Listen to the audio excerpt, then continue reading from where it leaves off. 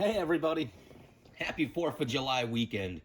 I know it's the beginning of the month and everybody's probably expecting a VGM unboxing, but the box hasn't come in yet. So I decided to do something that's been bothering me for a long time. And that's finally get my collection organized. I'm probably going to put out a couple of these videos.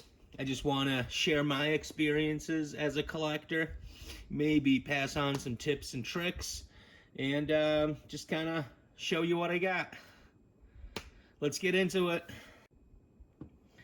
Okay, so you might be wondering, dude, like, why are you getting so confused, right? It's you go to a store, you buy a game, you check it off the list, and you're done. Bada bing, bada boom, right? There's nothing to it. Well, that's what I thought originally. And I haven't even been collecting that long, and I think in total about 600 games, which I know it's peanuts compared to what some of you guys have out there. I ran into this issue. None of my lists that I had, and I have a price charting list, an app called iCollect, because I have an iPhone, and for some reason price charting doesn't make an app for the iPhone, which is a bummer. So there's two lists, and then VGM was another place where I was trying to keep track of my collection. At some point, I got too busy.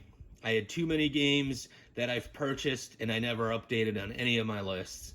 And none of my lists matched, and it was just such a pain to try to figure it out. What ended up happening was I just went through everything, and not everything, because I'm giving myself too much credit here. What I did was I just grabbed my Super Nintendo collection. And I went through all the lists and looked at my Super Nintendo stuff. And now, in total, believe it or not, I have 38 games for the Super Nintendo, right? So count them, 38.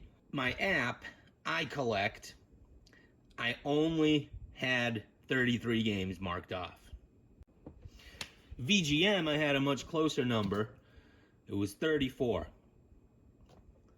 Okay, not too bad. I might have missed a game or two, right? Then when I log into price charting, what do I have? I have 14 games checked off. My God. I clearly haven't been doing it. Okay, so I go through my lists, I find all my games, and I start checking them off. Now, part of the problem when it got to this was when it got to me logging the games, is that iCollect versus VGM versus price charting, they all like to alphabetize their games a little bit differently. What I noticed is Disney's The Jungle Book, in some applications, in some lists, it will show up as Jungle Book. On some of them, it will show up as Disney's Jungle Book. So it's either D or J, and some of them it's T for the. So not all the lists are so easy to go through and say, okay, everything's here, especially when you get into the larger collections. I think my Nintendo Entertainment System, I had about 100 games. And between the two lists that I've used, it's not super easy to get it straight.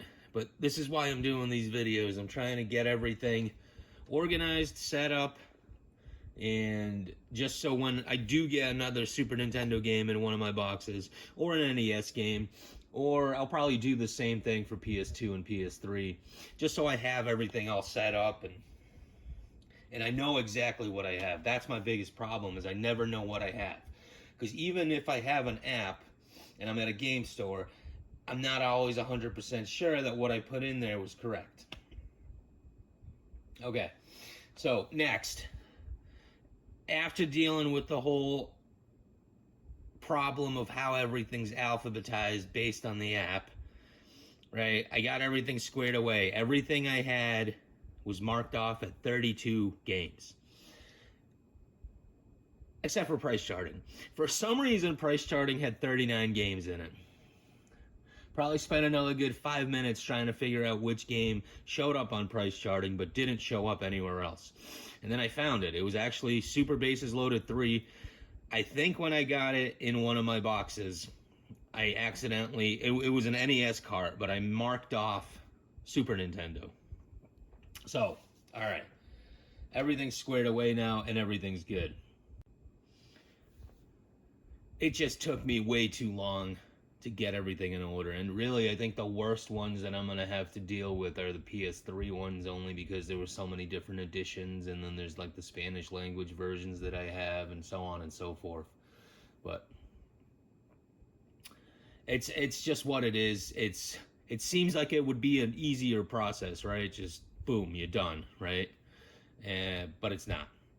So now that I know the number of games that I have, which is 38, again, it's not 39, what ends up happening next is I got to figure out, well, okay, well, what am I collecting for, right? What's the goal? What's the number that I'm striving for? Well, that question's easy to answer. Got to go to our good friend Wikipedia. So Wikipedia states that the SNES, or the SNES, or the SNES, depending on how you want to pronounce it, had a library of 1,755 official releases. 721 were released in North America, plus the 4 championship cards. But honestly, the championship cards, I don't know what they are. They sound rare and expensive, and I probably won't be looking after those. But there was a number of cards that came out in Europe. 522, 1,448 in Japan, and 231 on the Satellaview and the Sufami Turbo, which I've just learned about now. To be honest with you guys, I'm kind of surprised that there was twice as many releases in Japan than there were in the States. And I'm wondering what kind of gems we all missed out on. So as far as collecting the North American releases only, that's going to be pretty easy. Because what goes on is that North American releases had a different cartridge than all the other releases. As far as I know the Japanese releases and the European releases are slightly different than the US ones. And looking at this picture, they're pretty easy to tell apart.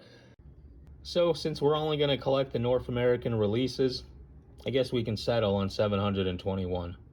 Now let's get back to the rest of the video. And now that we know how many games now we're collecting for and how many games we're striving for, that number is going to show up right here. Okay, so let's go through the collection. So first game, this is a fake, so this doesn't count. I bought this on eBay. As you can see, the sticker's already peeling off pretty hard. I got it on eBay. There was a whole bunch of stuff in the description. One of the lines said this was a reproduction, but it wasn't in the title. It wasn't anywhere else. So buyer beware. Watch out, guys, what you're buying, because this is not an official Turtles in Time cart. And really, the labeling is the first thing that kind of gave it away. I mean, you know, besides like the cheap feeling and how light the case is, just watch out when you're doing eBay purchases, especially if something's marked off as like new, or you know they sold 760 something of this one game. Like that's obviously not the case, right? That's obviously not true. So buyer beware. This is still 0 of my collection. I still have it just as a reminder to kind of watch what I purchase. So I'm gonna start with my only complete box, and it's Shaq Fu. I don't know. I think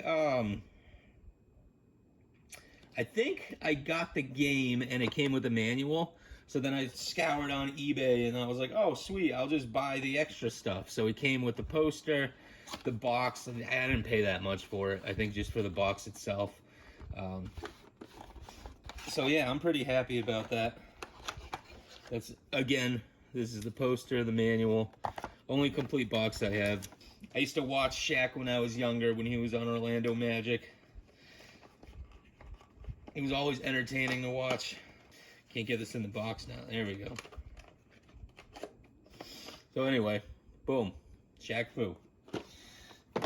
Only complete one. All right, let's go down the list. First game, Batman and Robin.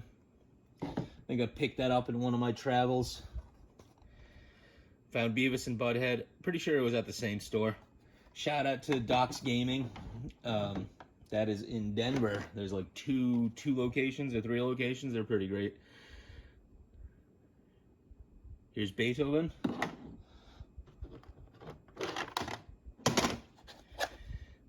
Cliffhanger. Clue. This game I got in a VGM box. That was my first Super NES game. Got Desert Strike.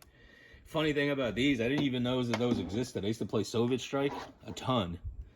And then somebody told me, hey, you know, they came out on the Super Nintendo too. And I was like, oh, holy smokes. Donkey Kong. Donkey Kong 2. FIFA Soccer.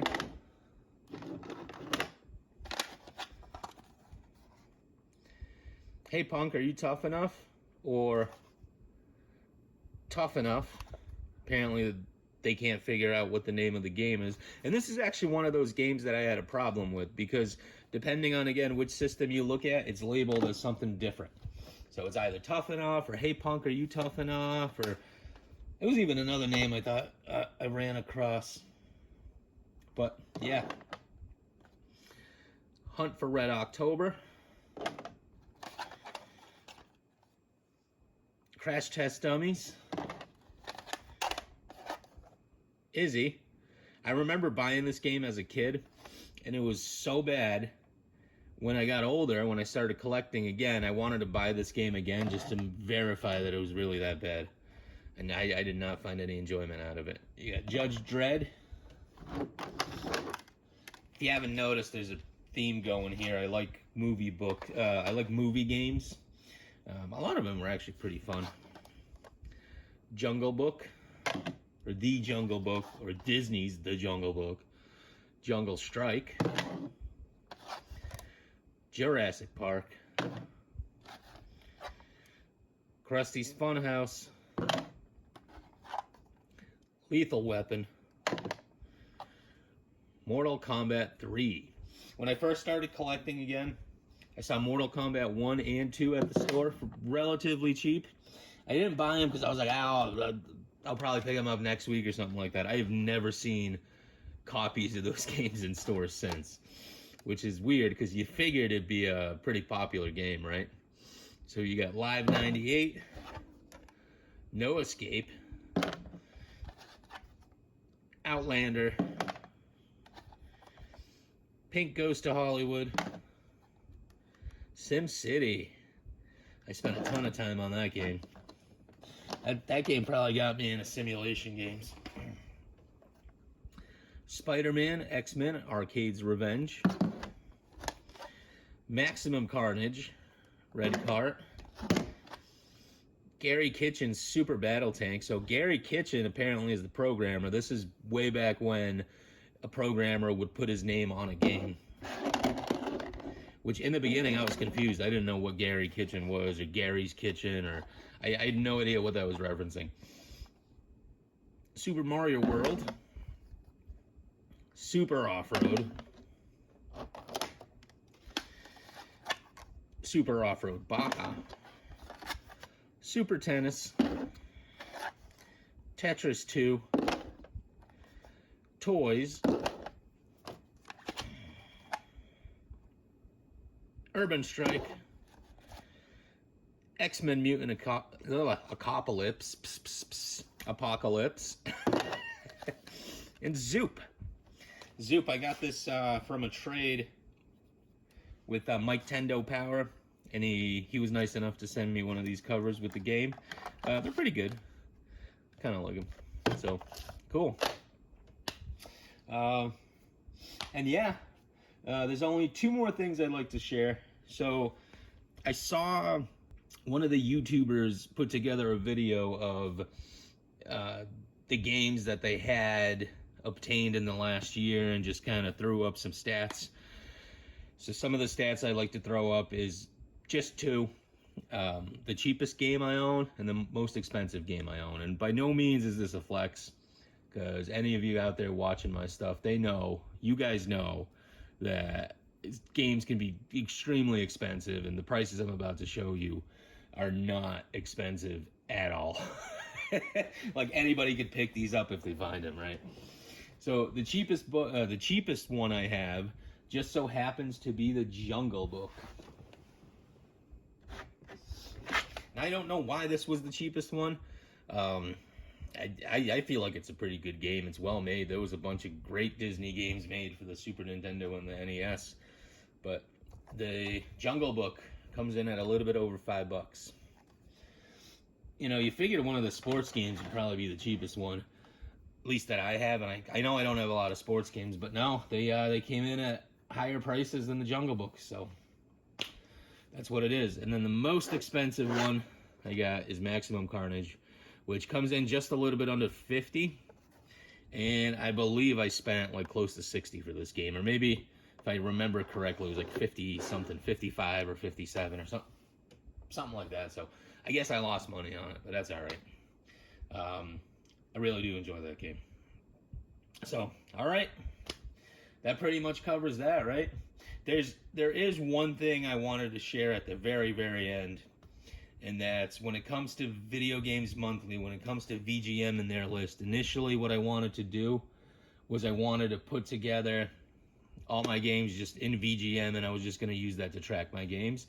But why that doesn't work out is because they don't actually have all the games in that list. In that list that you check off, some games are missing, because I've picked up a couple of games and they just weren't on that list unless they were labeled as something else or maybe named something else. I can't really tell you because I'm not 100% sure. But the other problem with VGM is they have a ton of imports mixed in with their other releases. And I unfortunately do not enjoy imports. Just because I can't read it, I can't play it, I can't enjoy it. I sent most of my imports down to Mike Tendo Powers, and he's probably enjoying them. He's probably happy with them. So, okay. Well, that about does it for this video. So next time I pick up an SNES game, there should be a little tally button on the bottom. So it's 38 out of 721. Oh boy, do I have a long way to go. Take care, everybody.